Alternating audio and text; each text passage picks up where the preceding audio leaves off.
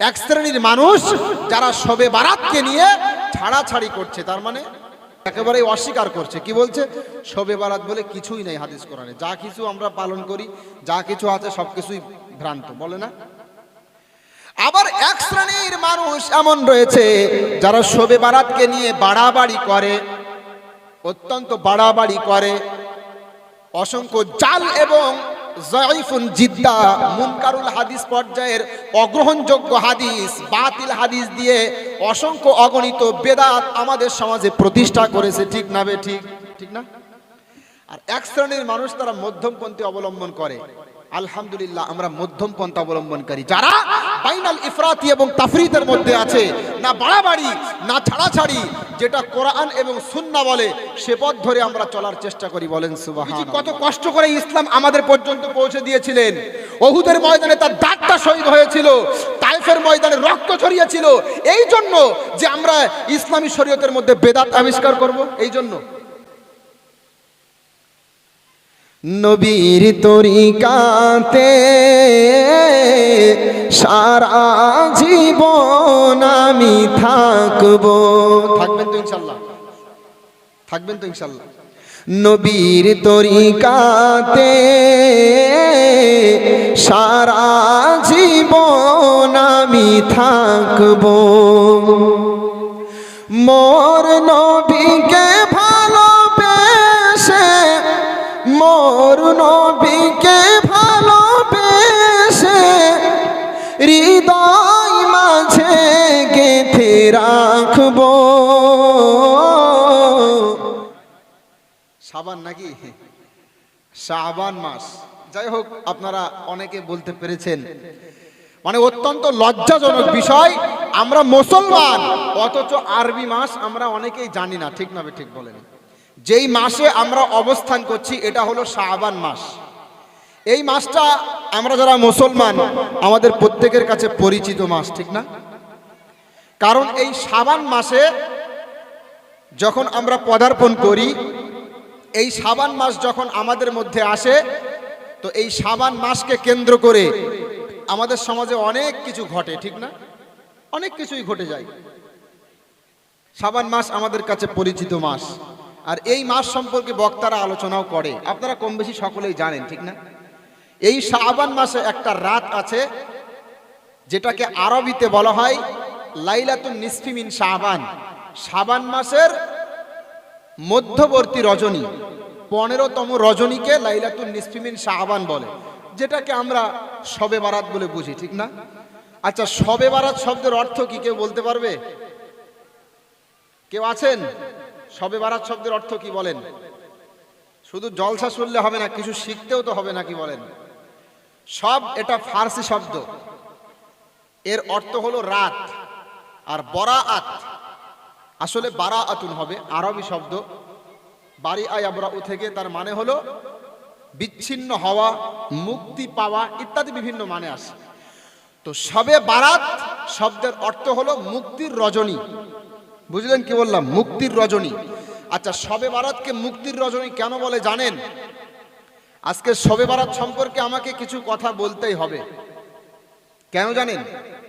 এই শবে বারাতকে কেন্দ্র করে আমাদের সমাজে বাড়াবাড়ি এবং ছাড়াছাড়ি দুইটাই আছে। ঠিক না? ঠিক বলেন। কথা কি ভুল বলছি বলেন? যেমন এক শ্রেণীর মানুষ বাড়াবাড়ি করছে, আবার এক শ্রেণীর মানুষ ছাড়াছাড়ি করছে।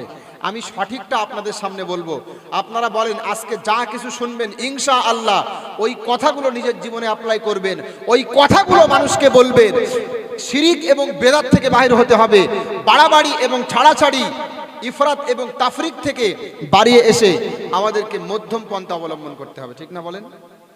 ইসলাম এমনই একটা ধর্ম, বাইনাল ইফরাতি ওয়াত তাফরিদ, না বাড়াবাড়ি আছে না ছাড়াছাড়ি আছে। শবে বারাত যখন আসে, সবচেয়ে ভালো হবে লাইলাতুন নিসফি মিন শাবান এই শব্দটা বলা, যেহেতু এটা আরবি নাম লাইলাতুন নিসফি মিন শাবান। তো এই শবে বারাত যখন আমাদের মাঝে আসে, লাইলাতুন নিসফি মিন শাবান যখন আসে, বিশেষ করে শাবান মাস আছে, তো সেক্ষেত্রে আমাদের সমাজে অনেক বাড়াবাড়ি এবং ছাড়াছাড়ি দেখা যায়। এক্ষেত্রে মানুষদেরকে আমরা তিন ভাগে ভাগ করতে পারি, বক্তাদেরকেও তিন ভাগে ভাগ করব, সাধারণ মানুষদেরকেও তিন ভাগে ভাগ করা যায়। এক শ্রেণীর মানুষ যারা শবে বারাতকে নিয়ে ছাড়াছাড়ি করছে, তার মানে একটু বেশি মানে ছাড়তে চাইছে, একেবারেই অস্বীকার করছে। কি বলছে? শবে বারাত বলে কিছুই নেই হাদিস কোরআনে, যা কিছু আমরা পালন করি, যা কিছু আছে সব কিছুই ভ্রান্ত, বলে না? আবার এক শ্রেণীর মানুষ এমন রয়েছে যারা শবে বারাতকে নিয়ে বাড়াবাড়ি করে, অত্যন্ত বাড়াবাড়ি করে, অসংখ্য জাল এবং যায়িফুন জিদ্দা মুনকারুল হাদিস পর্যায়ের অগ্রহণযোগ্য হাদিস, বাতিল হাদিস দিয়ে অসংখ্য অগণিত বেদাত আমাদের সমাজে প্রতিষ্ঠা করেছে। ঠিক না বে ঠিক? ঠিক না? আর এক শ্রেণীর মানুষ তারা মধ্যমপন্থী অবলম্বন করে। আলহামদুলিল্লাহ, আমরা মধ্যম পন্থা অবলম্বনকারী, যারা বাইনাল ইফরাতি এবং তাফরিদের মধ্যে আছে, না বাড়াবাড়ি না ছাড়াছাড়ি, যেটা কোরআন এবং সুন্নাহ বলে সে পথ ধরে আমরা চলার চেষ্টা করি। বলেন সুবহানাল্লাহ। তাহলে আমি এবার প্রথমে ছাড়াছাড়ি বলবো। এক শ্রেণীর মানুষ রয়েছে, এরা বলবে আরে শবে বারাত বলে হাদিস কোরআনে কিছুই নেই, এ যা কিছু আমরা শুনি, শবে বারাত শব্দটাই তো ভ্রান্ত, শবে বারাত বলে কিছুই নেই, এ মাসের কোনো ফজিলত মানে এই রাত্রের কোনো ফজিলত নেই, ইত্যাদি ইত্যাদি ইত্যাদি বলে মানুষকে বিভ্রান্ত করছে এক শ্রেণীর মানুষ। আছে না বলেন? যাই হোক, এ সম্পর্কে একটা হাদিস আমি বলি। শবে বারাত যেই রাতটাকে আমরা বুঝি, আজকে 12 তারিখ, শাবান মাসের কয় তারিখ আজকে বলেন? 12 তারিখ। আজকে শাবান মাসের 12 তারিখ, আগামীকাল 13, পরের দিন 14 তারিখের দিবাগত রাত্রে লাইলাতুন নিসফি শাবান, বুঝলেন কি বললাম? লাইলাতুন নিসফি মিন শাবান, সামনের মঙ্গলবারের রাত্রে, অর্থাৎ 15তম রজনী। এখন এই রাত্রি সম্পর্কে হাদিসে কি আছে আমাদের জানতে হবে। মনে রাখবেন, শবে বারাতের রাত্রের ফজিলত সংক্রান্ত প্রায় 8 জন সাহাবী থেকে গ্রহণযোগ্য সনদে হাদিস বর্ণিত আছে এবং এই রাত্রের ফজিলত বর্ণিত আছে। বলেন সুবহানাল্লাহ। একটা হাদিস আমি আপনাদেরকে শোনাই। ইবনে মাজাহ শরীফ, কিতাবু ইকামাতিস সালাতি ওয়াস সুন্নাহ, হাদিস নাম্বার 1390। মনে থাকবে কি বললাম? কিতাবু ইকামাতিস সালাতি ওয়াস সুন্নাহ, হাদিস নাম্বার 1390। আন আবি মুসা আল-আশআরী রাদিয়াল্লাহু তাআলা আনহু আনিন নবী সাল্লাল্লাহু আলাইহি ওয়াসাল্লাম قال ইন্নাল্লাহা লা ইয়াত্তালিউ লাইলাতান নিসফি মিন শাবান ইয়াগফিরু লিজামিই খালকিহি ইল্লা লিল মুশরিকিন আও মুশাহিনিন আও কামা ক্বালা আলাইহিস সালাম। আবু মুসা আশআরী রাদিয়াল্লাহু তাআলা আনহু থেকে বর্ণিত, বিশ্বনবী মুহাম্মদ সাল্লাল্লাহু আলাইহি ওয়াসাল্লাম বলেন, আমার আল্লাহ শাবান মাসের 15তম রজনীতে বান্দাদের প্রতি বিশেষ দৃষ্টি নিক্ষেপ করেন, বান্দাদের দিকে অনুগ্রহের দৃষ্টি দেন। মুশরিক যারা যারা শিরকি কর্মকাণ্ড করে এবং যারা অন্তরের মধ্যে হিংসা লালন করে, আল্লাহ পাক এদেরকে ক্ষমা করেন না। এরা ছাড়া অন্যান্য মানুষ যাদের অন্তরটা হিংসা মুক্ত, যাদের অন্তরটা শিরকি কর্মকাণ্ড মুক্ত, আমার আল্লাহ এই রাত্রে তাদেরকে ক্ষমা করে দেন। বলেন সুবহানাল্লাহ। ও মুসলমান, আগামী পরশু দিবাগত রাত হলো শবে বারাতের রাত, ঠিক না? নিজের জীবনের গোনাগুলো মাফ করিয়ে নিতে হবে আল্লাহর কাছে, মনে থাকবে তো? রাত্রিটা মূল্যায়ন করতে হবে। আমি বলবো আপনাদেরকে কি করবেন কি না করবেন। প্রথমত যে হাদিসটি বললাম, এই হাদিস দ্বারা প্রমাণ হয় লাইলাতুন নিসফি মিন শাবানে ফজিলত রয়েছে। এই রাত্রে আমার আল্লাহর বিশেষ অনুগ্রহ বান্দাদের প্রতি বর্ষিত হয়। বলেন সুবহানাল্লাহ। এই হাদিসটা বিভিন্ন কিতাবে আছে। বুঝলেন কি বললাম? ইমাম হাইসামি রাহিমাহুল্লাহ মাজমা-ঈদের মধ্যে স্পষ্ট বলছেন, ওয়া রিজালুহু সিকাতুন, এই হাদিসের রাবীগণ নির্ভরযোগ্য। বলেন সুবহানাল্লাহ। এখন আমাদের মধ্যে একটা শ্রেণী আছে যারা এই হাদিসটাকে অস্বীকার করে বা অস্বীকার যায়িফ বা যায়িফুন জিদ্দা জাল পর্যায়ের বলে অ্যাভয়েড করে। আমি তাদের উদ্দেশ্যে বলছি, ভাই রে, অন্তরের মধ্যে এতটা বিরোধিতা করার মতো মন মানসিকতা রাখতে নেই। এই হাদিসটা সম্পর্কে সমস্ত মুহাদ্দিসিনে কেরামের ঐক্যমত রয়েছে, হাদিসটা গ্রহণযোগ্য। যারা আজকে অস্বীকার করছে, এই 21 শতাব্দীতে এসে তাদের একজন শায়েখ আল্লামা নাসিরউদ্দিন আলবানী, আরব জাহানের বিখ্যাত মুহাদ্দিস, তিনিও স্পষ্ট বলেছেন প্রায় 8 জন সাহাবী থেকে নির্ভরযোগ্য সনদে এই হাদিসটা বর্ণিত আছে। সুতরাং শবে বারাতের রাতের ফজিলত এটা প্রমাণিত। বলেন সুবহানাল্লাহ। বুঝলেন কি বললাম? তাহলে শবে বারাতের রাত্রের ফজিলত প্রমাণিত। তাহলে ফজিলত প্রমাণিত ঠিক আছে, এখন আর কি কিছু আছে শবে বারাত সম্পর্কে, এটা আমাদের জানতে হবে। তো এক্ষেত্রে আমরা দেখতে পারি শবে বারাত সংক্রান্ত অসংখ্য অগণিত এমন হাদিস রয়েছে যেখানে শবে বারাতের রোজা এবং রাতের বেলায় কিছু নফল ইবাদতের কথা আছে। কিন্তু দুঃখের বিষয় হলো এই সকল হাদিসগুলো অধিকাংশ মুহাদ্দিসিনদের নিকট গ্রহণযোগ্য না। কেউ তো বলেন যায়িফুন জিদ্দা, আবার কেউ বলেছেন মুনকারুল হাদিস। আবার কিছু কিছু হাদিসের ক্ষেত্রে অনেকেই বলেন যে না, মোটামুটি পর্যায়ের জয়ীফ, তবে জয়ীফ হাদিস ফজিলতের ক্ষেত্রে চলে। এই জন্য অনেকে বলেছেন শবে বারাতের দিন কেউ যদি রোজা রাখে, রাতের বেলায় কিছু নফল ইবাদত করে, সমস্যা নেই। আমি যতটুকু পড়াশোনা করেছি আপনাদেরকে বলি, এই শাবান মাসে আল্লাহর নবী বেশি বেশি রোজা রাখতেন, ঠিক না? বেশি বেশি রোজা পালন করতেন। আমার নবী শাবান মাসে বেশি বেশি রোজা পালন করতেন। আর আইয়ামে বীজের যে রোজা রয়েছে 13, 14, 15 3টা করে রোজা, এই সমস্ত হাদিসগুলো সামনে রাখলে, আর শাবান মাসের ফজিলত আছে। জয়ীফ হাদিস বা জয়ীফুন জিদ্দা হলেও একাধিক হাদিস এক্ষেত্রে আছে। মোটামুটি একটা ইঙ্গিত আমরা পাই, এই দিনে কেউ যদি রোজা রাখে অন্তত বেদাত হবে না। ঠিক না বে ঠিক? ঠিক না?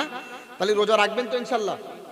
বিস্তারিত আলোচনা করা যায়, আলেমদের যারা বিষয়টা নিয়ে একটু বাড়াবাড়ি করে আলোচনা করা যাবে, কিন্তু সাধারণ মানুষ আপনারা বেশি কঠিন করে বুঝবেন না, আমি সহজে বোঝাচ্ছি, বুঝলেন? এবং রাতের বেলায় আপনি কিছু নফল ইবাদত করতে পারেন, যদিও নির্দিষ্ট করে শবে বারাতের নামাজ বা এত এত রাকাত নামাজ হবে অনেক মসজিদে ঘোষণা করে। আচ্ছা, আপনারা প্রথমেই বলেন, আমি যা কিছু বলবো ইনশাল্লাহ আমার প্রতি রাগ করবেন না তো? আমার কথাগুলো বোঝার চেষ্টা করবেন। আমি গুরুত্বপূর্ণ কথা আপনাদের জীবনের জন্য বলবো, তবে শবে বারাত সম্পর্কে আমাকে কিছু বলতেই হবে।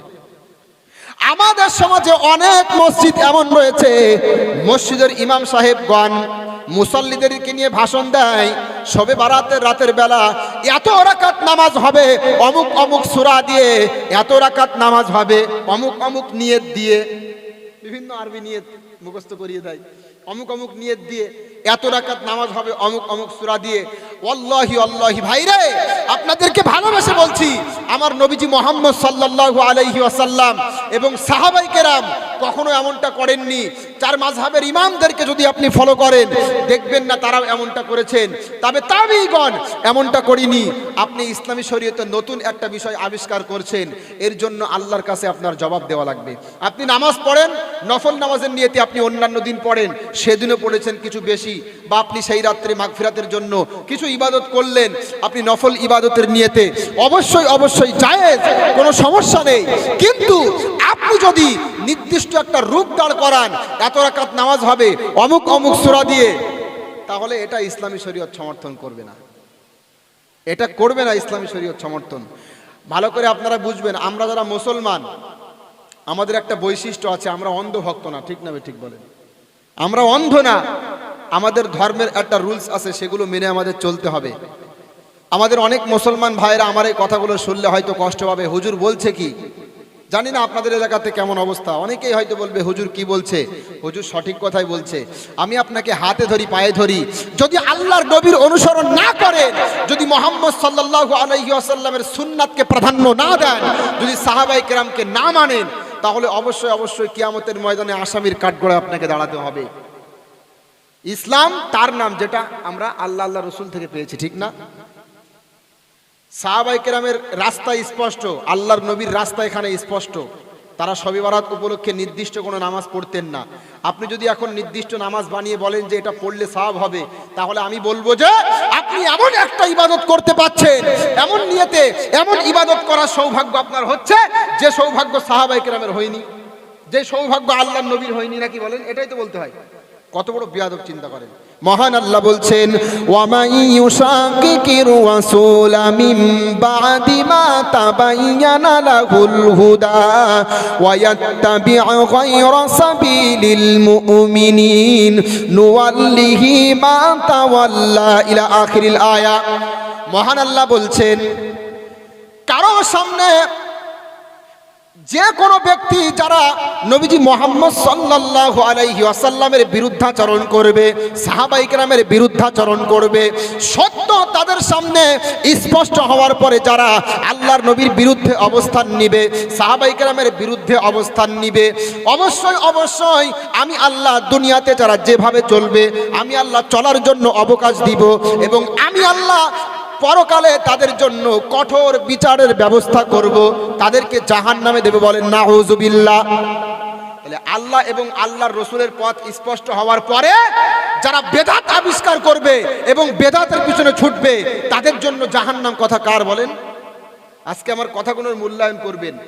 নবীজি কত কষ্ট করে ইসলাম আমাদের পর্যন্ত পৌঁছে দিয়েছিলেন। ওহুদের ময়দানে তার দাঁতটা শহীদ হয়েছিল, তায়েফের ময়দানে রক্ত ছড়িয়েছিল, এই জন্য যে আমরা ইসলামী শরীয়তের মধ্যে বেদাত আবিষ্কার করব। এই জন্য নবীর তরিকাতে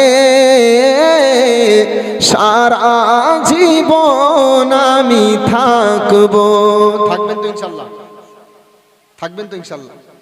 নবীর তরিকাতে সারা জীবন আমি থাকবো। মোর নবীকে ভালোবেসে, মোর নবীকে ভালোবেসে হৃদয় মাঝে গেঁথে রাখবো। নবীর তরিকাতে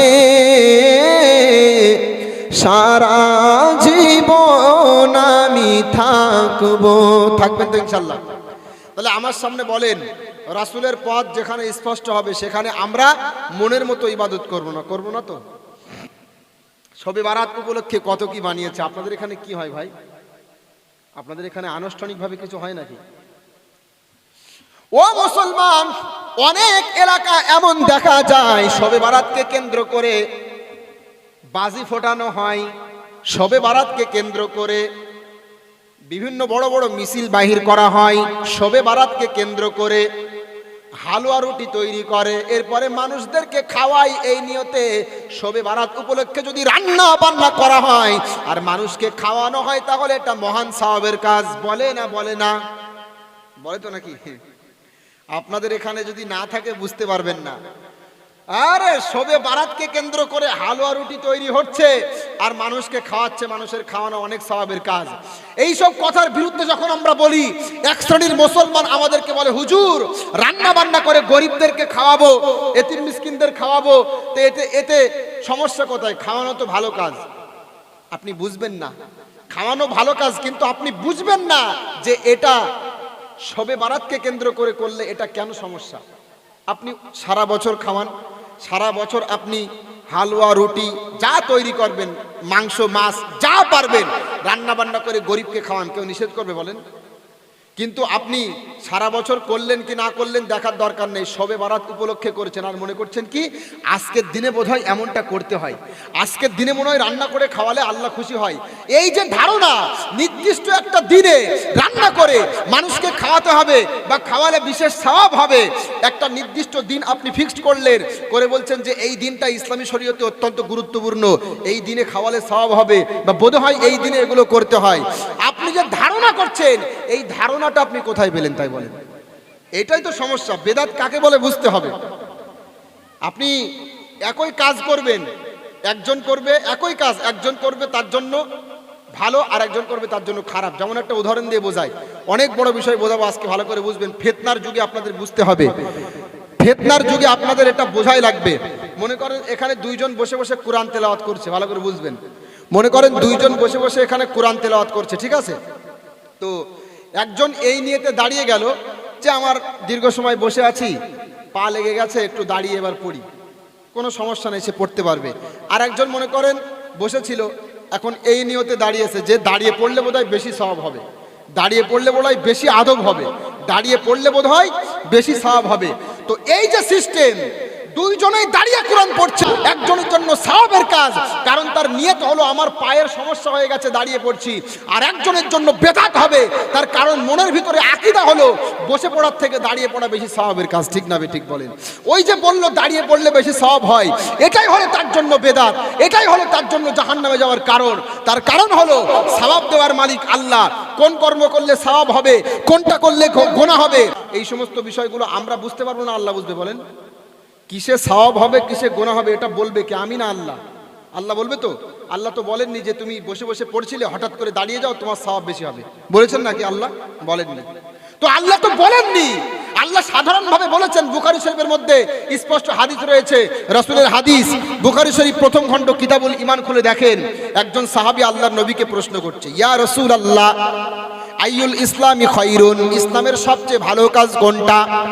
আমার নবীকে যখন প্রশ্ন করা হলো ইসলামের মধ্যে সবচেয়ে ভালো কাজ কোনটা, তখন আমার আল্লাহর নবী উত্তর দিয়ে বলছে, তুতঈমুত তাআমা, মানুষকে খানা খাওয়াবে, ওয়া তাকরাউস সালামা আলা মান আরাফতা ওয়া মান লাম তারিফ, চেনা অচেনা সবাইকে তুমি সালাম দিবে, এটা হলো সবচেয়ে ভালো কাজ। তাহলে কি বললাম? একটা মানুষকে খাওয়ানো, আর চেনা অথবা অচেনা সবাইকে কি করা বলেন? সালাম দেওয়া। এখন সালাম নিয়েও আমাদের সমাজে ভাগাভাগি, কি বলেন, আছে না? নির্দিষ্ট ব্যক্তি দেখে দেখে সালাম, যার সাথে যার বনে না, যার সাথে যার বনে না সে তাকে দেখলে সালাম দেয় না। ভাই আছে না নেই বলেন? এরকম সালাম নিয়েও আবার পার্টি, সালাম নিয়েও রাজনীতি, হিংসাহিংসি, নাউযুবিল্লাহি মিন জালিক। এটা করবেন না। আপনার কোনো ব্যক্তিকে যদি ভালো না লাগে তাকে আপনি সালাম দিবেন, বা আপনাকে কেউ যদি পছন্দ না করে তাকেও সালাম দিবেন। আল্লাহ শুকুর, আপনার সাথে যে শত্রুতা করে, যদি আপনি তার সাথে ভালো আচরণ করেন আর ভালো ব্যবহার করেন, সেও আপনার অন্তরঙ্গ বন্ধুত্বে পরিণত হবে। বলেন সুবহানাল্লাহ। মহান আল্লাহ বলছেন, ইদফা বিল্লাতি হিয়া আহসান ফাইদাল্লাযী বাইনাকা ওয়া বাইনাহু আদাওয়া কাআন্নাহু ওয়ালিয়্যুন হামীম। বলেন আল্লাহু আকবার। মহান আল্লাহ বলছেন, কেউ যদি তোমার সাথে মন্দ আচরণ করে, কেউ যদি তোমার সাথে বাজে আচরণ করে, খারাপ ব্যবহার করে, তুমি তার খারাপ ব্যবহার প্রতিহত করো ভালো ব্যবহারের মাধ্যমে, দেখবে যে তোমার শত্রু সে তোমার অন্তরঙ্গ বন্ধুত্বে পরিণত হবে। বলেন সুবহানাল্লাহ। তাহলে আজকে থেকে মানুষকে খানা খাওয়ানো এবং সালাম দেওয়া। বন্ধু মানুষ একসাথে চায়ের দোকানে গিয়েছেন, বন্ধু নিয়ে এক কাপ চা খা। তাহলে কিছু মানুষ আছে কৃপণ, বুঝলেন, ওরাও খাওয়ার ধান্দায় থাকে, দেওয়ার ধান্দায় থাকে না, বুঝলেন। এরকমটা করবেন না। মানুষকে খাওয়ানো কি বলেন? ভালো কাজ। তাহলে সামগ্রিকভাবে মানুষকে খাওয়ানো ভালো কাজ, কিন্তু যখন আপনি নির্দিষ্ট একটা দিনের সাথে সম্পৃক্ত করবেন আর বলবেন এই দিনে বোধহয় খাওয়াতে হয়, এই দিনে খাওয়ালে বিশেষ সওয়াব পাওয়া যায়, আমার প্রশ্ন হলো, এই দিনে খাওয়ালে সওয়াব হয় এই কথা আপনি কোথায় পেয়েছেন? আজকে কষ্ট লাগে, 95% বক্তারা পর্যন্ত বেদাত কি জিনিস বোঝে না। শত্রুতা করো, শত্রুতা কিয়ামতের দিন বুঝে নেবো ইনশাল্লাহ, দেখা হবে কিয়ামতের ময়দানে যারা শত্রুতা করে তাদের সাথে। আপনি যে বলছেন যে এই দিনে খাওয়ালে বিশেষ সওয়াব হবে, এই ধারণা আপনাকে কে দিল? থাকা লাগবে না? হাদিস কোরআন বলেন, কোরআন সুন্নাহ কিন্তু এগুলো নেই যে শবে বারাত উপলক্ষে রান্না করো মানুষকে খাওয়াও। এই জন্য যারা এগুলো করছে এবং দিন মনে করছে, নিঃসন্দেহে এটা বিদআতের অন্তর্ভুক্ত হবে। আল্লাহ পাক আমাদেরকে এই দিনের যাবতীয় বেদাত থেকে বাঁচিয়ে নিক। বলেন আমিন। আপনারা করেন নাকি এগুলো? কোন বাড়ি হয়, আল্লাহ আমাদের বোঝার তৌফিক দান করুক, বুঝলেন না। আপনি মিষ্টি খাবেন, যা খাবেন খান, কিন্তু নির্দিষ্ট একটা দিনে আপনি বেদাত আবিষ্কার করবেন না, আপনি নির্দিষ্ট দিনের সাথে সম্পৃক্ত করবেন না। ও মুসলমান, বিশ্বাস করেন শবে বারাতকে কেন্দ্র করে কেউ যদি রোজা পালন করে, রাতের বেলায় নফল নামাজ পড়ে, কোনো আলেম আমি আশা করি বিরোধিতা করবে না। মানে সাধারণ নিয়তে নফল নামাজ রোজা রাখলো, শাবান মাসে রাসূল রোজা রাখতেন, এই নিয়তে কেউ যদি রাখে নিষেধ করবে না। কিন্তু ইবাদতের ক্ষেত্রে সামষ্টিকভাবে কোনো ইবাদত প্রমাণিত নয়। আবার বহু গ্রামে দেখা যায় শবে বারাতকে কেন্দ্র করে কিছু মানুষ বা কিছু তালিবুল ইলম, কিছু মানুষ একত্রিত হয়ে বাড়িতে বাড়িতে মিলাদ পড়ে বেড়ায়। আছে না নেই বলেন? আছে না? ও মুসলমান, এই কথাগুলো বললে অনেক মসজিদের ইমাম সাহেব আমার বিরুদ্ধে অবস্থান নেবে, অনেক মসজিদের ইমাম সাহেব আমার বিরুদ্ধে বলবে, তারা বলবে আমার বিরুদ্ধে উল্টাপাল্টা ধারণা করবে, তারা বলবে আমি বোধহয় ইসলাম থেকে বেরিয়ে গেলাম, এত জঘন্য ধারণা পর্যন্ত করবে। ও মুসলমান, হাতে ধরি পায়ে ধরি বোঝার চেষ্টা করেন, সমস্ত উলামায়ে কেরামের ঐক্যমত রয়েছে। যদিও সালাত আদায় করা রাতের বেলায় জয়ীফ হাদিস দ্বারা প্রমাণিত, এরপরেও সামষ্টিকভাবে যদি সালাত আদায় করে, মসজিদে মসজিদে জমায়েত করে, সমস্ত উলামায়ে কেরাম বলেছেন এটা নাজায়েজ। সেখানে দিনের বেলায় কিছুই প্রমাণিত নেই, সামষ্টিকভাবে বাচ্চাদেরকে নিয়ে বাড়িতে বাড়িতে মিলাদ পড়ে। আল্লাহকে সাক্ষী রেখে বলছি, আল্লাহর ইসলাম যদি সত্য হয়, নবীজি মুহাম্মদ সাল্লাল্লাহু আলাইহি ওয়াসাল্লাম যদি সত্য হয়, ইসলাম যদি সত্য হয়, নিঃসন্দেহে এটা জঘন্যতম বেদাত। সামষ্টিকভাবে ইবাদত রাতের বেলায় তাই নিষেধ, আপনি দিনের বেলায় পেলেন কোথায়? প্রশ্ন আসে না বলেন? এই কথাগুলো বললে এক শ্রেণীর হুজুরদের ফাটবে, আর এক শ্রেণীর হুজুররা আছে মাশাআল্লাহ, এরা আবার নতুন নতুন হাদিস তৈরি করেছে এগুলো খাওয়ার জন্য, বুঝলেন ভাই? তালিবুল ইলম যদি কেউ থাকেন, মনে হচ্ছে আছে, ভালো করে শুনবেন, ভালো করে শুনবেন। আবার হাদিস তৈরি করেছে আমাদের এলাকাতে। গত বছরে একজন বক্তা গিয়েছিল, বুঝলেন, নাম বলবো না, সেই বক্তার কাছে গত 2-3 দিন আগেও আমি ফোন করেছি, আমার সাথে বাজে ব্যবহার করেছে, বিশ্বাস করেন। আমি বলছি, আমাদের এলাকাতে বক্তব্য করতে গিয়ে বলেছেন শবে বারাতের হালুয়া রুটি আপনারা খাবেন, সমস্যা নেই, এগুলো খাওয়া ভালো কাজ। আম্মাজান আয়েশা রাদিয়াল্লাহু তাআলা আনহা শবে বারাতের দিন হালুয়া রুটি তৈরি করত, আর আল্লাহর নবী মন ভরে খেতেন, হাদিস দ্বারা প্রমাণিত। ইবনে মাজার একটা হাদিসে আছে। এই রকম বলে গ্রামে বক্তব্য দিয়ে চলে এসছে, বুঝলেন। এখন বুঝতেই পারছেন, মানুষজন আমার সাথে দেখা হলে, ভাইরে এই কথা বলে গেল, তুমি তো বলো এটা করা ঠিক নয়, আর আমাদের আলেম তো হাদিস দিয়ে বলে গেল রসুল কলজে ভরে নাকি এগুলো খেতেন শবে বারাতের রাত্রি, আম্মাজান আয়েশা বানাতেন। আপনি বলেন কি, আর বক্তা বলে গেল কি? আমি তখন বললাম বক্তার ফোন নম্বর লাগবে, আমি আপনাদের সামনে প্রমাণ করব উনি বক্তা না, উনি আস্ত একটা জাহেল, কোন হাদিসের মধ্যে এমন কথা বলা নেই। নাম্বারটা দাও, আমি ফোন করব, যদি ওনার ভুল থাকে তাহলে উনি স্বীকার করবে। ওনার নাম্বারটা জোগাড় করলাম, বুঝলেন, নাম্বার জোগাড় করে আমি ফোন করলাম। আমার খুব কষ্ট লাগে, কেন জানেন? আমার খুব কষ্ট লাগে। আমি সিয়াসিত্তার মধ্যে অনেকগুলো হাদিস পড়েছি, রাসূল স্পষ্ট বলছেন মুতাওয়াতির সূত্রে বর্ণিত হাদিসগুলো অস্বীকারী কাফের হবে। রাসূল স্পষ্ট বলছেন মান কাযাবা আলাইয়া মুতাআম্মিদান ফালিয়াতাবাওয়া মাকআদাহু মিনান নার। কেউ যদি আমি নবী আমার নামে মিথ্যা কথা চালিয়ে দেয়, যে কথা আমি নবী বলিনি, সে তার ঠিকানা জাহান্নামে বানিয়ে নিক। মুসলিম শরীফ প্রথম খণ্ডে হাদিস রয়েছে মান ক্বালা আলাইয়া মা লাম আকুল ফালিয়াতাবাওয়া মাকআদাহু মিনান নার। কেউ যদি আমার নামে এমন কোনো কথা বলে যে কথা আমি নবী বলিনি, তাহলে সে তার ঠিকানা কোথায় বানিয়ে নিক বলেন? জাহান্নাম। তো আমি মনে মনে চিন্তা করলাম, বক্তা একটা জাল হাদিস, একটা মিথ্যা কথা, ডাহা মিথ্যা কথা নবীর নামে চালিয়ে গেল, হাদিসের নামে চালিয়ে গেল, তিনি তো তার ঠিকানা জাহান্নাম বানিয়ে নিল। তাহলে জাহান্নাম থেকে সতর্ক করতে হবে। বক্তা নিঃসন্দেহে আল্লাহর ভয় আছে, অন্যথায় মানুষের সামনে কেন বক্তব্য দেবে? তার ভিতরে ভয় আছে। আমি অত্যন্ত বিশুদ্ধ নিয়েতে, বিশ্বাস করেন, তাকে ফাঁসানো, তাকে ইনসাল্ট করা আমার কোনো রকম উদ্দেশ্য ছিল না। তার ফোন নম্বরটা নিয়ে আমি ফোন করলাম, ভাইরে আপনি এই কথা আমাদের সমাজে বক্তব্য দিয়েছেন, ভাইরে এই হাদিসটা আমার লাগবে। আমি জানি সেই বক্তা হয়তো এই ভিডিওটা দেখতেও পারে, এখন যেটা আমি বলছি দেখতেও পারে। আমি এখনো তাকে অনুরোধ করি, বলছি ভাইরে আপনাকে ভালোবাসি, আপনি জাহান্নামে যান, এটা আমি চাই না। আমার রসুল বলছেন কেউ যদি আমার নামে মিথ্যা কথা চালিয়ে যায়, সে তার ঠিকানা জাহান্নামে বানিয়ে নিক। আমি ফোন করলাম, হুজুর হাদিসটা লাগবে। বললো ভাই ঠিক আছে পরে দিচ্ছি, বললো পরে দিচ্ছি। দুপুরবেলা তার কাছে আবার ফোন করলাম, বললাম হুজুর হাদিসটা দেন। আম্মাজান আয়েশা হালুয়া রুটি তৈরি করতো শবে বারাতের দিন, আর নবীজি অন্তর ভরে খেত, হাদিসটা দেন। বলছে ভাই ব্যস্ত আছি, পরে দিচ্ছি।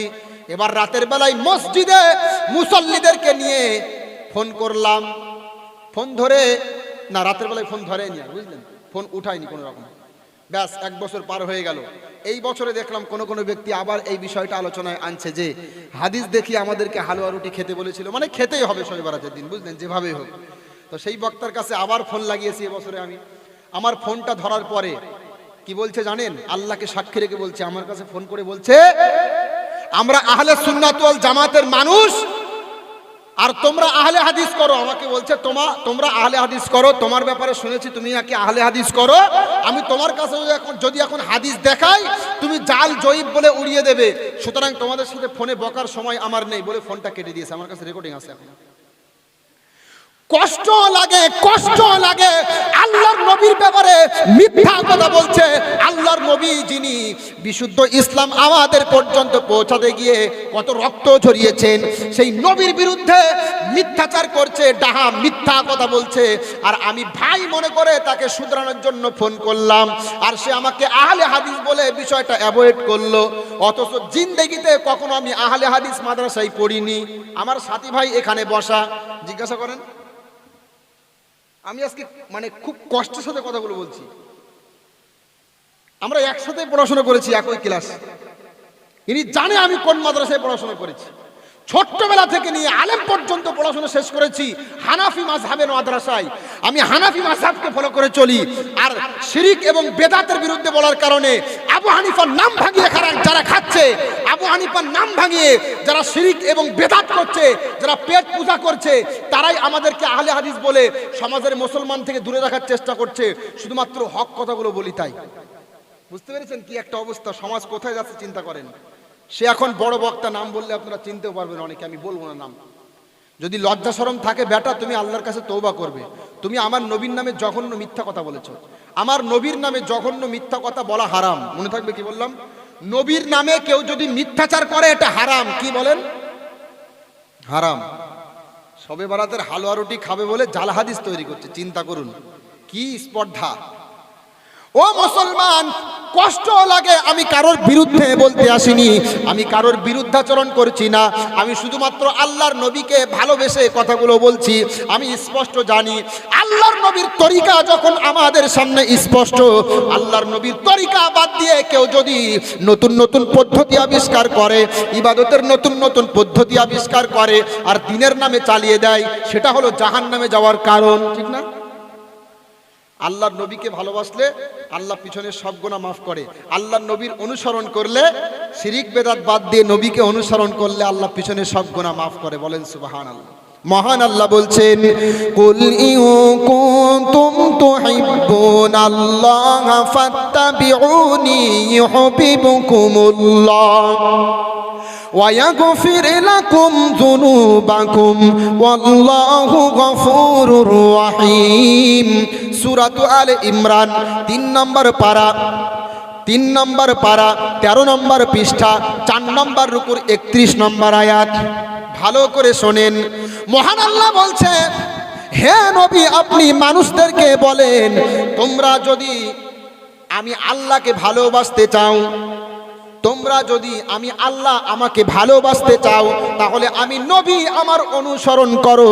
আমার যদি অনুসরণ করো, আল্লাহ তোমাকে ভালোবাসবে এবং তোমাদের পিছনের সমস্ত গুনাহগুলো আল্লাহ মাফ করবে। বলেন সুবহানাল্লাহ। তাহলে বলেন আমরা নবীজির পথ ধরে চলবো নাকি বেদাত আবিষ্কার করবো? বলেন নবীজির পথ ধরে চলবো তো, শিরিক বেদাতের সাথে সম্পর্ক নেই। আমরা জানি আমরা যদি বেদাতের বিরুদ্ধে বলি, সমাজের এক শ্রেণীর মানুষ যারা যদি কখনো হোঁচট খেয়ে পড়ে যায়, তাহলে পশ্চিম দিকে পড়বে না, পড়বে পূর্ব দিকে। ওদের পশ্চিম দিকের সাথে এত শত্রুতা, মানে নামাজ পড়ে না। এইরকম মানুষ যদি হোঁচট খেয়ে পড়ে যায়, তাও পড়বে পূর্ব দিকে, পশ্চিম দিকে পড়বে না। এই শ্রেণীর মানুষ আমাদের বিরুদ্ধাচরণ করে। এমন পরিস্থিতির মোকাবেলা আমরা করেছি, বিশ্বাস করেন। হাদিস কোরআনের কথা বলছে, আমাদের বিচার করছে এমন সব মানুষ যারা পেশাব করে পানি নাই কিনা সন্দেহ হয়, যাদেরকে দেখলে ইহুদি খ্রিস্টান নাকি মুসলমান চিহ্নিত করা যায় না, তারা আমাদেরকে জ্ঞান দিতে আসে। আমরা যারা মাদ্রাসায় পড়াশোনা করেছি, বিশ্বাস করেন এগুলো লজ্জার বিষয় আমাদের জন্য। বলেন যতদিন বাঁচবেন আল্লাহর নবীর ভালোবাসা অন্তরে রাখবেন তো? শোনেন, আল্লাহর ভালোবাসা পেতে গেলে নবীকে অনুসরণ করতে হবে। এই আয়াতের মধ্যে বলা হচ্ছে, কবি বলছেন, আল্লাহর ভালোবাসা যদি তুমি পেতে চাও, রাসূলের অনুসরণ পদে পদে করে নাও। আল্লাহর ভালোবাসা যদি তুমি পেতে চাও, রাসূলের অনুসরণ পদে পদে করে নাও। তুমি পেতে চাও রাসূলের অনুসরণ পদে পদে করে নাও। আল্লাহর ভালোবাসা যদি তুমি পেতে চাও, রাসূলের অনুসরণ পদে পদে করে নাও। তাকওয়ার শর্ত জ্ঞান অর্জন, তবেই তো ভয় আসে পাবে মার্জন। কোরআনের বাণীগুলি বেশি বেশি পড়ে নাও। আল্লাহর ভালোবাসা যদি তুমি পেতে চাও, রাসূলের অনুসরণ পদে পদে করে নাও। করবেন তো ইনশাআল্লাহ? করবেন তো? আচ্ছা, শিরিক এবং বেদাত বর্জন করে আল্লাহর নবীর অনুসরণ করলে কি লাভ হয় বলবো আপনাদেরকে। আল্লাহর নবীর কেউ যদি অনুসরণ করে চলে তার কয়েকটা লাভ আছে, এবার ভালো করে শোনেন। বর্তমান ফিতনার যুগ, ইন্টারনেটে আপনারা দেখবেন একই বিষয়ে বক্তাদের অনেক মতামত আছে না বলেন? কত ইখতিলাফ, কত কাদা ছোড়াছড়ি, কত বিরুদ্ধাচরণ দেখেননি আপনারা ইউটিউবে? তো এই সময়ে আপনারা যদি আল্লাহর নবীর সুন্নাতের উপরে থাকতে পারেন, ওয়াল্লাহি আল্লাহি কয়েকটা বিষয় আপনাদের অর্জিত হবে। প্রথম নাম্বার, এই যে আয়াতটা বললাম, আল্লাহর নবীকে যদি অনুসরণ করেন আল্লাহ আপনাদেরকে ভালোবাসবেন, বলেন সুবহানাল্লাহ। এরপরে দ্বিতীয় নাম্বার, কেউ যদি আল্লাহর নবীকে অনুসরণ করে চলে আমার আল্লাহ রব্বুল আলামিন তার প্রতি রহমত বর্ষণ করবে, বলেন সুবহানাল্লাহ। মহান আল্লাহ বলছেন, কিমুস সালাতা ওয়া আতুজ যাকাত ওয়া আতিউর রাসূল লাআল্লাকুম তুরহামুন। সূরাতু আন-নূর 18 নম্বর পারা 16 নম্বর পৃষ্ঠা 7 নম্বর রুকুর 56 নম্বর আয়াত। মহান আল্লাহ বলছে, তোমরা সালাত কায়েম করো এবং তোমরা যাকাত ভিত্তিক অর্থনীতি প্রতিষ্ঠা করো। কি বলছেন? সালাত আদায় করো এবং যাকাত দাও এবং তোমরা আল্লাহর রাসূলের আনুগত্য করো, অনুসরণ করো, তাহলে তোমাদের প্রতি রহমত নাজিল করা হবে, বলেন সুবহানাল্লাহ। কথাগুলো ভালো করে বোঝার চেষ্টা করবেন, ঠিক আছে? কথাগুলো ভালো করে বুঝবেন।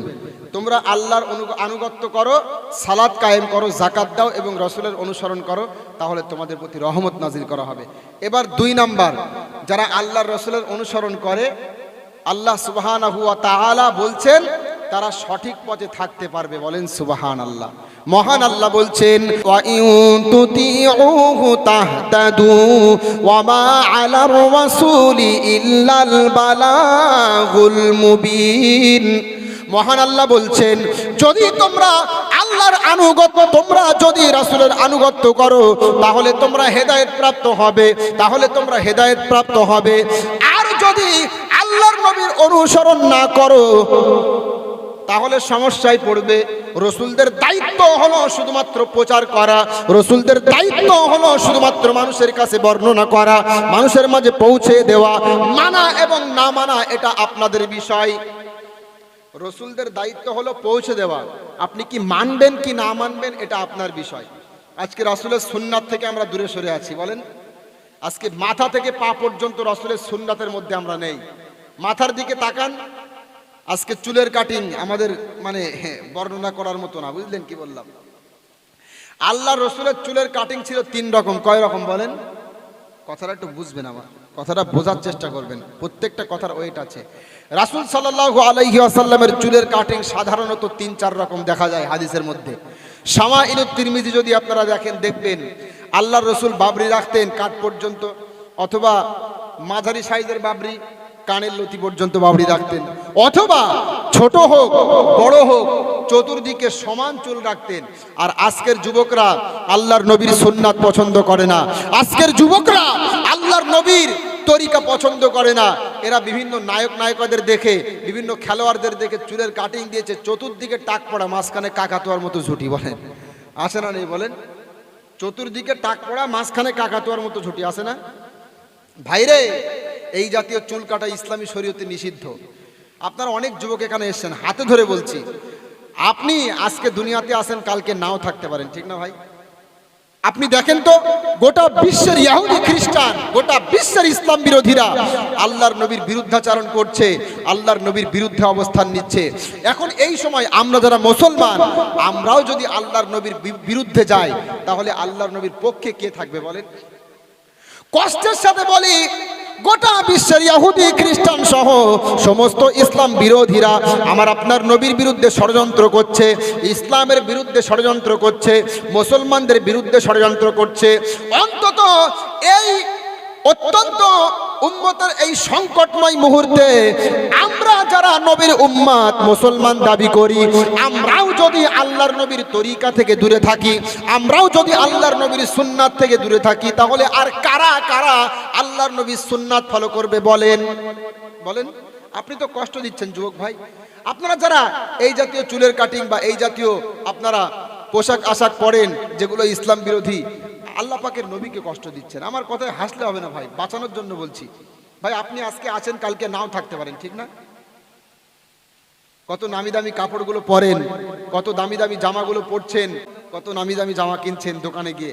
আপনি চিন্তা করেছেন যেই দোকানে আপনি কাপড় কেনার জন্য গিয়েছেন, হতে পারে সেই দোকানেই আপনার কাফনের কাপড়টা লুকিয়ে আছে, ঠিক না?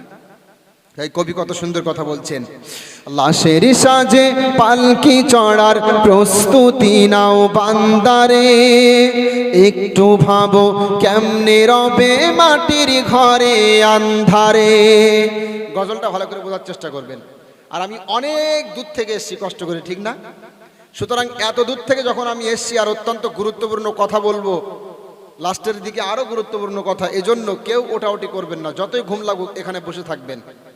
সেই বাংলাদেশের বক্তার মতো বলতে হয়, এই যুবক এই এখানে আসা যাবে, বসা যাবে, বক্তব্য শোনা যাবে, কিন্তু উঠা যাবে না, ঠিক না? ঠিক বলেন। শোনেননি ভাইরাল ভিডিও আপনারা?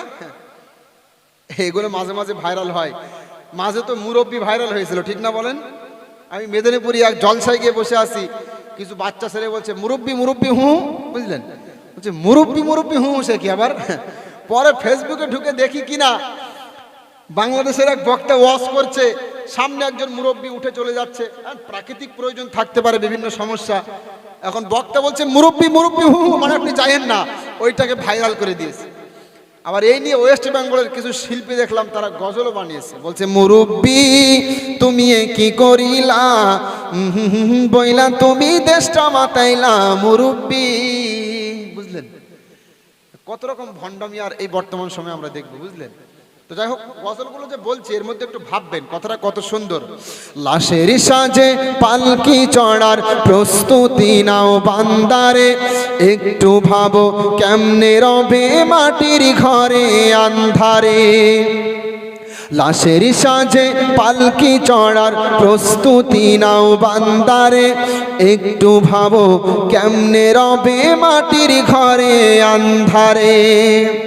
কে জানে কে বাঁচে কদিন, কে জানে কে বাঁচে কদিন, জানা কি যায় আহারে, হয়তো কাফনের কাপড় এসে গেছে বাজারে, তোমার দাফনের কাপড় এসে গেছে বাজারে। তোমার লাগি মাটির কবর আছে অধীর অপেক্ষায়, বাঁশ বাগানে বাঁশের সারি নিত্য দুলে দুলে যায়। তোমার লাগি মাটির কবর আছে অধীর অপেক্ষায়, বাঁশ বাগানে বাঁশের সারি নিত্য দুলে দুলে যায়। হচ্ছে তৈরি হয়তো তোমার, হচ্ছে তৈরি হয়তো তোমার আতর লোবান সুরমারে, হয়তো কাফনের কাপড় এসে গেছে বাজারে। হতে পারে না আমার আপনার কাফনের কাপড়টা বাজারে চলে এসে? হতে পারে না? পারে না বলেন? তাই বলছে তোমার দাফনের কাপড় এসে গেছে বাজারে। মুসলমান, আজকে মসজিদে মুয়াজ্জিন সাহেব দৈনন্দিন 5 বার আমাদেরকে ডাকছে, এসো নামাজের জন্য, এসো কামিয়াবির জন্য, আর আমরা যাই না। মনে রাখবেন, যেই মসজিদে দৈনন্দিন 5 বার ডাকার পরেও আপনি যাচ্ছেন না, ওই মসজিদের খাটিয়াটা হতে পারে আগামীকাল আপনার বাড়িতে এসে উপস্থিত হবে, ঠিক না? ঠিক বলে, সেটাই বলছে কবি, কত সুন্দর কথা বলছে। যে পানিতে গোসল দিবে কুসুম গরম করিয়া, সেই পানি আর বড়ই পাতা আছে তৈরি খাটিয়া। যে পানিতে গোসল দিবে কুসুম গরম করিয়া, সেই পানি আর গরই পাতা আছে তৈরি খাটিয়া। আজরাইলকে কভু বন্ধু, আজরাইলকে কভু বন্ধু ফাঁকি দেয়া যায় না রে, হয়তো কাফনের কাপড় এসে গেছে বাজারে, তোমার দাফনের কাপড় এসে গেছে বাজারে। বলেন ভাই, পরিবর্তন হবেন তো?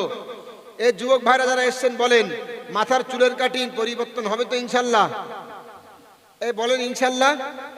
আরে ভাই ইনশাল্লাহ বলেন, হবে। পাবজি ফ্রি ফায়ার খেলা হয় নাকি? আমরা তো এখন কিবোর্ড মুজাহিদ, বুঝলেন? কিবোর্ড মুজাহিদ আমরা, বুঝলেন? শারীরিক কন্ডিশন আমরা নিজে হাতে খারাপ করেছি। আগেকার ছেলেমেয়েরা দেখা যেত বিভিন্ন খেলা করত, ঠিক না বলেন? শারীরিক ব্যায়াম হতো, এই সমস্ত খেলা করত। আর আজকে কি একটা অবস্থা রে ভাই, আজকে একটু ফ্রি সময় পেলেই মোবাইল চালায়, জীবনটা শেষ করে ফেললো। আল্লাহু আকবার। মোবাইল থেকে দূরে থাকার চেষ্টা করবেন। শুধু মোবাইল দেখে না, কিছু কিছু যুবক এমন আছে সুযোগ পেলেই অশ্লীল ভিডিও দেখে, বিভিন্ন পর্নোগ্রাফি, সিনেমা, সিরিয়াল ইত্যাদি অসভ্য ভিডিও দেখে, ঠিক না? হাত জোর করে বলছি ভাই রে, আল্লাহর কাছে নিজের মুখটা দেখাতে পারবেন না যদি লজ্জাজনক কিছু দেখেন। আল্লাহ আমাদের সবাইকে মোবাইল নামক ফিতনা থেকে বাঁচিয়ে নিক, বলেন আমিন। তো যে কথা বলছিলাম, মাথা থেকে পা পর্যন্ত আমাদের একেবারে সুন্নাত বহির্ভূত জীবনযাপন আমরা করছি, বিশ্বাস করেন? সুন্নাত আমাদের জীবনে নেই। যাই হোক, আপনাদের পোশাক আশাকও সুন্নত তরিকায় হতে হবে। এখানে এসে দেখলাম অনেকেই আপনারা ঘোরাঘুরি করছেন, সুন্নতি পোশাক নেই। মেয়েদেরকে পর্দায় রাখার চেষ্টা করবেন, সুন্নতের মধ্যে থাকার চেষ্টা করবেন। রাসূল সাল্লাল্লাহু আলাইহি ওয়াসাল্লামের সুন্নাত যারা ধরে চলবে, নবী সাল্লাল্লাহু আলাইহি ওয়াসাল্লামের সুন্নাত যারা আঁকড়ে ধরবে, শিরিক এবং বেদাত থেকে দূরে থাকবে, হারাম থেকে দূরে থাকবে, কুসংস্কার থেকে দূরে থাকবে, আমার আল্লাহ সুবহানাহু ওয়া তাআলা তাদেরকে নবিয়্যিন, সিদ্দিকিন ওয়া শুহাদা ওয়া সালিহিনদের সাথে অবস্থান দিবেন, বলেন সুবহানাল্লাহ। মহান আল্লাহ বলছেন, ওয়া মান ইউতিইল্লাহা ওয়ার রাসূল ফাউলাইকা মা'আল্লাযীনা আন'আমাল্লাহু আলান নাবিয়্যিন ওয়াস সিদ্দিকিনা ওয়াশ শুহাদাই ওয়াস সালিহিন। সূরাতু আন-নিসা 5 নম্বর পারা, 5 নম্বর পারা, 8 নম্বর পৃষ্ঠা, 9 নম্বর রুকুর 69 নম্বর আয়াত। ভালো করে শোনেন, এই আয়াতটা শুনলে আমাদের অন্তরটা খুশিতে উদ্বেলিত হয়ে উঠবে। মহান আল্লাহ বলছেন, আল্লাহর যারা আনুগত্য করবে, তার মানে আল্লাহর ইবাদত করবে এবং রাসূলের আনুগত্য করবে, তার মানে আল্লাহর ইবাদত পালন করবে নবীজির তরিকায়। আল্লাহর ইবাদত করবে আর ইবাদত পালন করবে নবীজির তরিকায়। তার মানে বাড়াবাড়ি করবে না, বেদাত করবে না, শিরিক করবে না, নবীর তরিকা অবলম্বন করে ইবাদত করবে।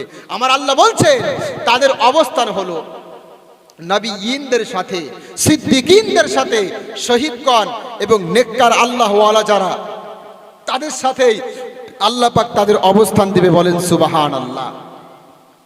তাহলে বলেন, নবীজির অনুসরণ করবেন তো ইনশাআল্লাহ? নবীজিকে ভালোবাসেন তো নাকি? ভালোবাসেন তো ভাই নবীজিকে?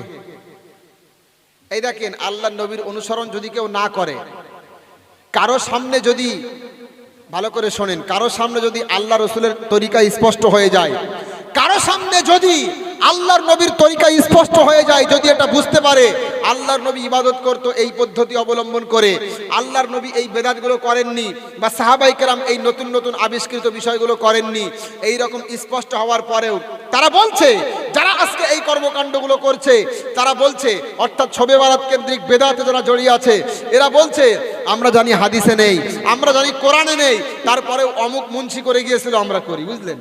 তারপরেও অমুক মুর্শিদ করে গিয়েছিল আমরা করি। নাউজুবিল্লাহি মিন জালিক। ওরা স্বীকার করছে কোরআন সুন্নাহ ইজমা কি আছে নেই, আবার বলছে অমুক ব্যক্তি করে গিয়েছিল, তাই আমরা যুগ যুগ ধরে সমাজে প্রচারিত তাই করি। নাউজুবিল্লাহ।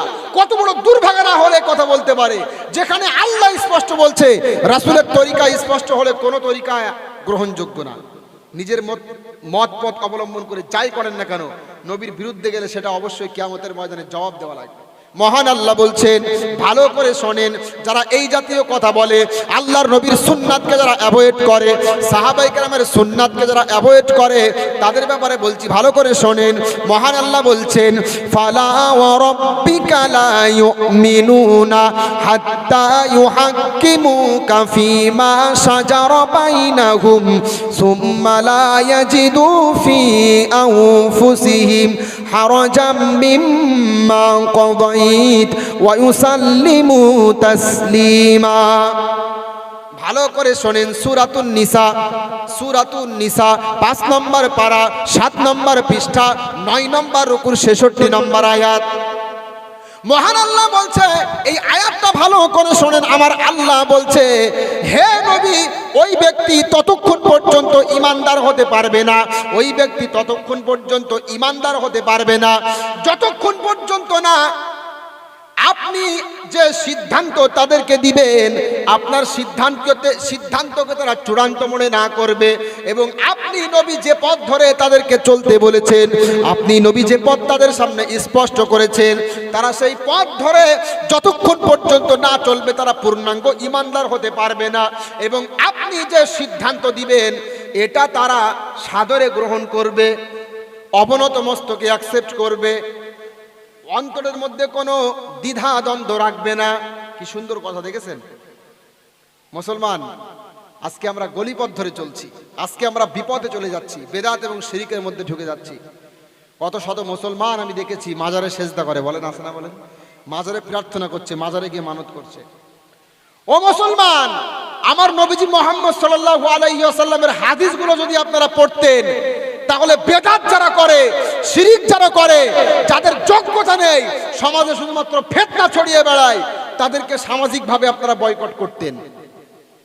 কত বক্তা দেখেছি, ভণ্ডামি কারে বলে, এই আমরা খাওয়া দাওয়া করি বুঝলেন, খাওয়ার পরে আমাদের মিষ্টি দেয়, মিষ্টি দই, এখন রাত্রি জাগরণ করি, বুঝতেই পারছেন খেলে সমস্যা হয় অনেক সময়, আমরা বলি খাবো না, তখন বলে হুজুর খাবেন না মানে খাওয়ার পরে মিষ্টি খাওয়া সুন্নত জানেন না আপনি? এই বলেন আসে না নেই বলেন ভাই, এই খাওয়ার পরে মিষ্টি খাওয়া সুন্নত শুনেছেন তো আপনারা নাকি? শুনেছেন না? আবার এ নিয়ে গজলও বানিয়েছে, মানে আরো খাবে বুঝলেন, গজলও বানিয়েছে। সুন্নাত নাই শুধু দাওয়াতের মেহমান, শোনেননি? সুন্নাত নাই শুধু খাওয়া শেষে মধুপান, এই যে খাওয়া শেষে মধুপান বুঝলেন, খাওয়া শেষে মধুপান তার মানে মিষ্টি খাওয়া সুন্নাত বোঝাচ্ছে এখান থেকে। আর এই গজলটা আমিও বলি, কিরাম বলি জানেন? সুন্নাত নাই শুধু দাওয়াতের মেহমান, সুন্নাত নাই শুধু তুমি যা জানো খাওয়া শেষে মধুপান, আরো কিছু সুন্নাত আছে তুমি জানো কি, জানলেও জীবনে কখনো তা মানো কি। বানিয়েছে খাওয়ার পরে মিষ্টি খাওয়া সুন্নাত, অথচ জাল হাদিসের মধ্যে এমন কথা নেই। আল্লাহর নবী মিষ্টি জিনিস পছন্দ করতেন, এটা হাদিসে আছে। আল্লাহর নবী মিষ্টি জিনিস পছন্দ করতেন এটা, আর খাওয়ার পরে মিষ্টি খাওয়া সুন্নাত, দুইটা কি এক হলো? খাওয়ার পরে মিষ্টি খাওয়া সুন্নাত তার মানে আরো খাবে বুঝলেন, হাদিস বানিয়ে দিয়েছে আগের থেকে। শুধু মিষ্টি খাওয়াই সুন্নাত বুঝলেন, আরো কত সুন্নাত আছে জানেন, সেগুলো আমাদের বক্তারা বলতে চায় না বুঝলেন। কি আছে জানেন? আরো কিছু সুন্নাত আছে তুমি জানো কি, জানলেও জীবনে কখনো তা মানো কি। সুন্নাত নয় শুধু নির্জনে ধ্যানে যাওয়া, আরো সুন্নাত হলো পাথরের আঘাত খাওয়া, ঠিক না বলেন? শুধু নির্জনে ধ্যানে যাওয়া না, মাঝে মাঝে পাথরের আঘাত খাওয়া সুন্নাত।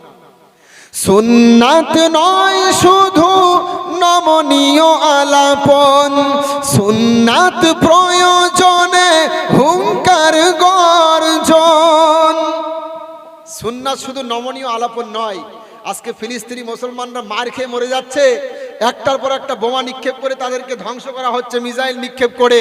আর আরব দেশের নেতাগুলো, আপনি মিডিল ইস্টের মানচিত্র দেখেন, মধ্যপ্রাচ্যের মানচিত্র দেখেন, কলিজাটা ফেটে যাবে।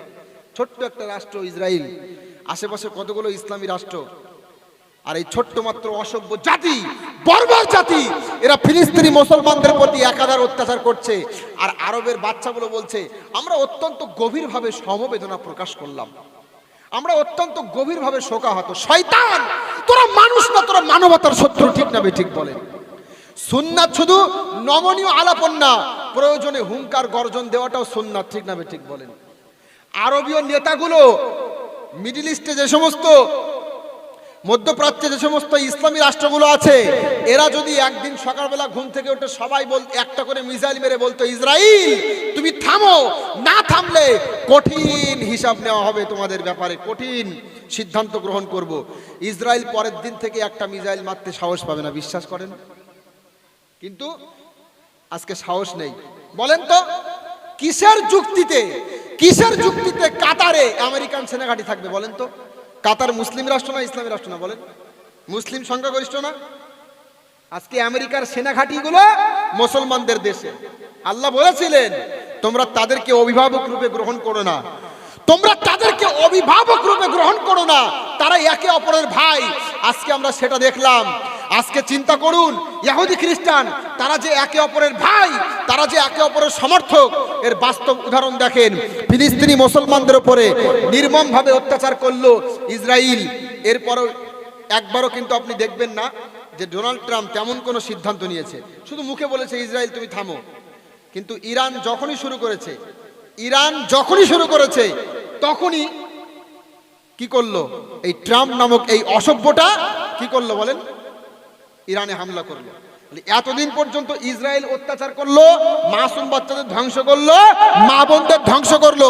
আমেরিকা চুপ, নীরবতার ভূমিকায় রয়েছে। আর যখনই ইরান শুরু করলো, আমেরিকা এবার মাথা চাড়া দিয়ে উঠেছে, ঠিক না? তার মানে ওরা যে একে অপরের সহায়ক, একে অপরের সমর্থক, ওরা যে একে অপরের মানে সন্ত্রাসীদের বন্ধু হয়, ঠিক না? এতে কোনো সন্দেহ আছে বলেন? ট্রাম্প যে মানে ইরানে যে হামলা করলো কিসের ভিত্তিতে বলেন? ইরানে যে বোমবাস্টিং করলো কিসের ভিত্তিতে বলেন? কোনো যুক্তি আছে বলেন? কোনো যুক্তি নেই। আমি আরো কষ্ট পেয়েছি এই মুসলিম উম্মাহর সংকটময় মুহূর্তে। ইরান যখন মুসলমানদের পক্ষে, ফিলিস্তিনি মুসলমানদের পক্ষে ইসরায়েলের বিরুদ্ধে লড়ছে, তখন কিছু শায়েখদের ভিডিও দেখলাম। এই সমস্ত শায়েখরা ইরানের বিরুদ্ধাচরণ করছে, ঠিক না? ইরানের বিরুদ্ধে বলছে, ইরানের ওরা শিয়া, এজন্য বিরুদ্ধে বলছে।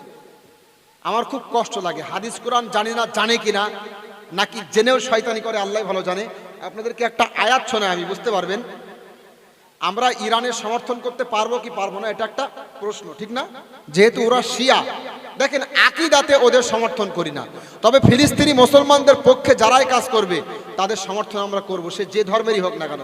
রাশিয়া ফিলিস্তিনির পক্ষে কথা বললে আমাদের ভালো লাগে, ঠিক না? রাশিয়াকেও আমরা সাপোর্ট করি, তাহলে সেখানে ইরান তাদের সাপোর্ট করতে সমস্যা কোথায়? রাসূল সাল্লাল্লাহু আলাইহি সাল্লামের যুগের একটা ঘটনা শোনাই, হাদিস থেকে আমি বলবো যাতে করে বুঝতে সুবিধা হয়, মানতে কষ্ট না হয়। নবীজি মুহাম্মদ সাল্লাল্লাহু আলাইহি ওয়াসাল্লামের যুগে রোমান খ্রিস্টানদের মধ্যে এবং পারসিকদের মধ্যে একটা যুদ্ধ সংগঠিত হলো।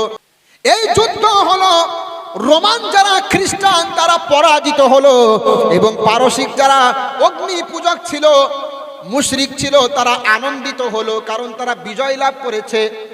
তারা যখন বিজয় লাভ করলো এটা দেখার পরে মক্কার মুশরিকরা আনন্দিত হলো, কারণ মক্কার মুশরিকদের সাথে আর পারসিকদের সাথে একটা মিল আছে। মক্কার মুশরিকরা যেমন মূর্তি পূজারী, তারাও অগ্নি পূজারী, মানে মুশরিক, মিল আছে। আর রোমান খ্রিস্টানরা হেরে গেল, এতে সাহাবায়ে কেরামের একটু কষ্ট হলো, কারণ খ্রিস্টানরা যদিও খ্রিস্টান, কিন্তু খ্রিস্টানরা যেমন নবীতে বিশ্বাসী, মুসলমানরাও নবীদের প্রতি বিশ্বাস স্থাপন করে, ঠিক না? তো এই দিক দিয়ে খ্রিস্টানদের সাথে মুসলমানদের মিল আছে, তো মুসলমানরা একটু কষ্ট পেল। আর আরবের মুশরিকরা আনন্দিত হলো, দেখো আমাদের জাতি ভাই মুশরিকরা তোমরা যারা নবীতে বিশ্বাসী খ্রিস্টানদের হারিয়ে দিয়েছে, তৈরি থাকো, আমরাও তোমরা মুসলমান তোমাদেরকে হারিয়ে দেব, এই রকম বলতে লাগলো। কিন্তু আল্লাহ শুকুর, আল্লাহ পাক আয়াত নাজিল করে মুসলমানদেরকে খুশি দিয়ে দিল, মুসলমানদেরকে খুশি করে দিল। মহান আল্লাহ বলছেন, গুলিবাতির রূমু ফি আদনাল আরদ ওয়া হুম মিন বাদি গলাবিহিম সায়াগুলিবুন। মহান আল্লাহ বলছে রোমান খ্রিস্টানরা পরাজিত হয়েছে, তো কি হয়েছে? অতি শীঘ্রই, মাত্র কয়েক বছরের মধ্যে, মাত্র কয়েক বছরের মধ্যে রোমান খ্রিস্টানরা ওই পারসিকদেরকে হারিয়ে দেবে, রোমান খ্রিস্টানরা বিজয় লাভ করবে। বলেন সুবহানাল্লাহ। এখান থেকে শিক্ষা পাওয়া গেল, বলেন মুসলমানরা সমর্থন করেছে খ্রিস্টানদের, কারণ মুসলমানদের সাথে খ্রিস্টানদের অনেকটা মিল আছে, ঠিক না? আর ওই যে মানে তদানীন্তন সময়ের পারসিক অগ্নি পূজক, ওদের সাথে আর মক্কার মুশরিকদের সাথে মিল ছিল, এজন্য তারা মানে মক্কার মুশরিকরাও আনন্দিত হয়েছিল যুদ্ধে যখন খ্রিস্টানরা হেরে যায়। তো আল্লাহ পাক আয়াত নাজিল করে খ্রিস্টানদের পক্ষে বলছেন, কি বলছেন? তারা জিতে যাবে, আর মুসলমানরা খুশি হলো। ওগো অন্ধ শায়েখ, ওগো দাজ্জাল মার্কা শায়েখ, তোমার চোখে কি এই সমস্ত হাদিসগুলো পড়ে না? তোমার চোখে কি আয়াতগুলো পড়ে না? তুমি ইরানের বিরুদ্ধাচরণ করছো, যখন কিনা ইরান ফিলিস্তিনি মুসলমানদের পক্ষে কথা বলছে। এগুলো লজ্জা হওয়া উচিত, বলেন ঠিক না? মুসলমানরা খ্রিস্টানদের সমর্থনে কথা বলছে, আল্লাহ আয়াত নাজিল করছে, আর এখানে ইরান ফিলিস্তিনি মুসলমানদের পক্ষে বলছে। আমি তো বলছি ওরা শিয়া ঠিক আছে, ওরা যেমন নিজের পায়ে দাঁড়িয়ে আছে, ওরা যেমন নিজেদেরকে অনেক কিছু মনে করছে এবং স্বাতন্ত্রতা বজায় রাখছে, আমেরিকার গোলামি করছে না। সমস্ত ইসলামী রাষ্ট্রগুলো যদি একটা একটা ইরানের মতো তৈরি হতো, আমেরিকার গোলামি বাদ দিয়ে নিজের পায়ে দাঁড়াতে শিখতো, অবনত মস্তকে আল্লাহ ছাড়া অন্য কারো সামনে নত না হতো, আল্লাহর কসম করে বলছি মুসলিম বিশ্বের সামনে পৃথিবীর কোনো পরাশক্তি টিকতে পারতো না। ঠিক না? ঠিক বলেন। ইরানের মতো প্রত্যেকটা দেশ যদি এরকম সাহসী হতো, নিজের স্বাতন্ত্রতা বজায় রাখতো, আমেরিকার গোলামি না করতো, মুসলমানদের শক্তি শতগুণ বৃদ্ধি হতো। ঠিক না বলেন? আর আজকে আমেরিকার পা চাটছে আর ইরানের বিরুদ্ধাচরণ করছে। এরা আবার শায়েক দাবি করে। আল্লাহ পাক এই দাজ্জালদের থেকে মানুষ মুসলিম উম্মাকে হেফাজত করুক, বলেন আমিন। আমি শিয়াদের আকীদা লালন করি না, ইরানি মুসলমানদের আকীদা আমার ভিতরে আনছি না, কিন্তু বাহ্যিকভাবে তাদের কর্মকাণ্ড কিছু আমার ভালো লাগছে, আমি সমর্থন করতেই পারি। ঠিক না বলেন? এটা আল্লাহ আমাদের বোঝার তৌফিক দান করুক। যাই হোক, সমর্থন যে কাউকে করা যেতে পারে। রাশিয়া যদি ফিলিস্তিনি মুসলমানদের পক্ষে বলে তাতেও আমরা সমর্থন করব। ফিলিস্তিনি মুসলমানদের যা অবস্থা, তাদের পক্ষে যারাই কথা বলবে তাদের সমর্থন করব। ঠিক না? ঠিক বলেন। ঠিক না বলেন? ও মুসলমান, তো যে কথা বলছিলাম, হাতে ধরি পায়ে ধরি, জানি না কি অবস্থা আমাদের সাথে হবে। ভারতবর্ষে একটা কঠিন থেকে কঠিন সময় এগিয়ে আসছে। ঠিক না? ঠিক বলেন। ঠিক না? রাস্তাঘাটে মুসলমানকে দেখলে, বাংলাতে কথা বললে বাংলাদেশি বলে পিটিয়ে পিটিয়ে হত্যা করা হচ্ছে। এখান থেকে শিক্ষা নিতে হবে। আমাদের মুসলমানদের বন্ধু কেউ নয়, আমাদের মুসলমানদের মধ্যে কেউ নাই। ইহুদিরা যেমন মুসলমানদেরকে মারছে, খ্রিস্টানরা যেমন মারছে, আমাদের অমুসলিম ভাইদের আমাদের আশেপাশে যারা আছে তারাও কিন্তু সুযোগ পেলে ছাড়ছে না। ঠিক না? ঠিক। এই সময় আমাদের কাজ হবে ঐক্যবদ্ধ হয়ে আল্লাহর নবীর সুন্নাতের প্রতি অটল অনড় অবিচল থাকা, ইসলামের প্রতি অটল অনড় থাকা। আল্লাহর কসম করে বলছি, আমরা যদি ইসলাম মেনে চলতে পারি, আমরা যদি আল্লাহর নবীকে অনুসরণ করে চলতে পারি, দলাদলি করে যদি নিজেদের শক্তি সামর্থ্য করি, বিশ্বাস করেন আমাদের সামনে ওরা টিকতে পারবে না। এত বড় কথা বললাম কেন? বললাম ঐক্য। আল্লাহ নিজে বলেছেন, মুসলমান তোমরা যদি দলাদলি করো, শিরিক বেদাত আবিষ্কার করে নবীর রাস্তা থেকে দূরে সরে যাও, আর সমাজে নতুন নতুন বেদাত আবিষ্কার করো, দলাদলি করো, নতুন নতুন দল তৈরি করো, তাহলে তোমাদের শক্তি সামর্থ্য নষ্ট হয়ে যাবে। কথা কার বলেন? আমি বানিয়ে বলছি না, মহান আল্লাহ বলছেন, ওয়া আতিউল্লাহা ওয়া রাসূলাহু ওয়া লা তানাযাউ ফাতাফশালু ওয়া তাযহাবা রিহুকুম ওয়াসবিরু ইন্নাল্লাহা মা'আস সাবিরিন। বলেন আল্লাহু আকবার। সূরাতুল আল আনফাল 10 নম্বর পারা, 2 নম্বর পৃষ্ঠা, 6 নম্বর রুকুর 46 নম্বর আয়াত। মহান আল্লাহ বলছে, তোমরা আল্লাহর আনুগত্য করো, তোমরা রাসূলের আনুগত্য করো, নিজেদের মধ্যে দলাদলি করো না, নিজেদের মধ্যে ঝগড়া করো না। তোমরা যদি নিজেদের মধ্যে দলাদলি করো, আলাদা আলাদা হয়ে যাও, তাহলে তোমাদের প্রভাব প্রতিপত্তি নষ্ট হয়ে যাবে, শক্তি সামর্থ্য নষ্ট হয়ে যাবে। বলেন ঠিক না? বলেন ঠিক তো নাকি? শক্তি সামর্থ্য নষ্ট হবে। তাহলে আমার সাথে সকলেই বলেন, সংক্ষিপ্ত আলোচনা করলাম, সকলেই আমার সাথে বলেন, শবে বারাতকে কেন্দ্র করে বেদাত আবিষ্কার করে সমাজে ফিতনা সৃষ্টি করবো না তো ইনশাল্লাহ। সবাই মিলে নবীর সুন্নাত তরিকার উপরে থাকবো। আমার কাছে অনেকে প্রশ্ন করে, হুজুর মুসলমানদেরকে ঐক্যবদ্ধ হওয়া সম্ভব? আমি বলি হ্যাঁ সম্ভব। সম্ভব। দুইটা জিনিস মানতে হবে, কোরআন এবং সুন্নাহের মধ্যে যেগুলো আছে সবকটাই বিশ্বাস করতে হবে। হ্যাঁ, আপনি একটা আমল করতে পারেন, যেমন আমিন জোরে হবে নাকি আসতে হবে। কোন কোন হাদিসের মধ্যে জোরে আমিন বলার কথা আছে, কোন কোন হাদিসে আসতে বলার কথা আছে। রফউল ইয়াদাইন হবে নাকি হবে না, দুই রকম বর্ণনায় সহি। তো এক্ষেত্রে আমরা একটা করব, অন্যটার বিরুদ্ধাচরণ করব না, বা অন্যদেরকে অমুসলিম বলবো না, বা অন্যদেরকে ইসলামের শত্রু বলবো না। তাহলে দেখবেন ঐক্যবদ্ধ হতে পারবো। সকলেই তো আমরা মুসলমান, বিভিন্ন রকম আমল আছে, আপনার যেটা ভালো লাগে আপনি করছেন, আমার যেটা ভালো লাগে আমি করছি। তো এক্ষেত্রে এবার আপনার যে মাযহাব মানতে মন চায় মানছেন, আমি একটা নির্দিষ্ট মাযহাব মেনে চলছি। তো এক্ষেত্রে আমরা ঐক্যবদ্ধ হব, কেউ কারোর বিরুদ্ধে বলবো না। মাযহাবের ইমামদের মধ্যে কত সম্মান ছিল একে অপরের প্রতি, ঠিক না? তো এটা। আর দ্বিতীয় নাম্বার হলো, ঐক্যবদ্ধ হতে গেলে শিরিক এবং বেদাত বর্জন করতে হবে, কোরআন সুন্নাহ বহির্ভূত কোনো কর্মকাণ্ড করা যাবে না। এইগুলো যদি করি তাহলে ঐক্যবদ্ধ হতে পারবো। কবি কত সুন্দর কথা বলছেন, আমাদের প্রভু এক, এক নবীর উম্মত, জীবন বিধান এক, ওই শিবানী কোরআন আমাদের প্রভু এক এক নবীর উম্মত জীবন বিধান এক ওই শিবানী কোরআন। তবে কেন এক নও হে মুসলমান, এক হয় এক করিয়াও ভান। তবে কেন এক নও হে মুসলমান, এক হয় এক করিয়াও